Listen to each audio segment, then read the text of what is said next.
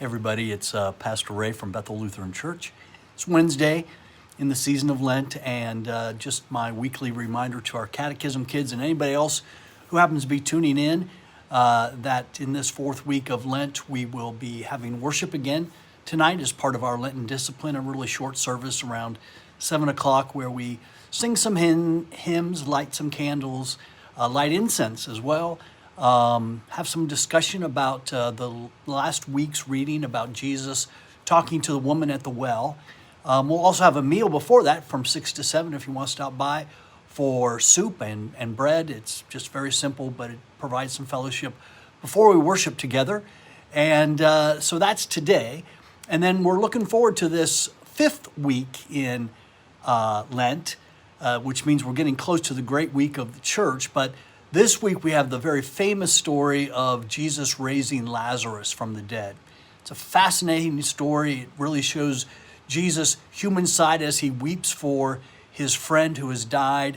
But in his weeping, I think Jesus also understands that he's often misunderstood and that in his power, he has control and strength over death itself. And that's why he's here, and that's why he wants to complete this mission that will ultimately end up in Jerusalem, right? With the great week of the church, which starts with Palm Sunday. That's a week from this Sunday, Palm Sunday. Then Maundy, Thursday, where they celebrate the Last Supper together. Good Friday, when Jesus is crucified. We have worship on both those dates, by the way, at 7 p.m. And then, of course, Easter morning, when we celebrate the great resurrection of the church. But in the meantime, we're still waiting, and this text from about Lazarus raising this coming Sunday is a really important one. So I hope you'll make it to church. I also want to thank ahead of time our people who are helping out with our Bethel Lutheran free meal this Saturday.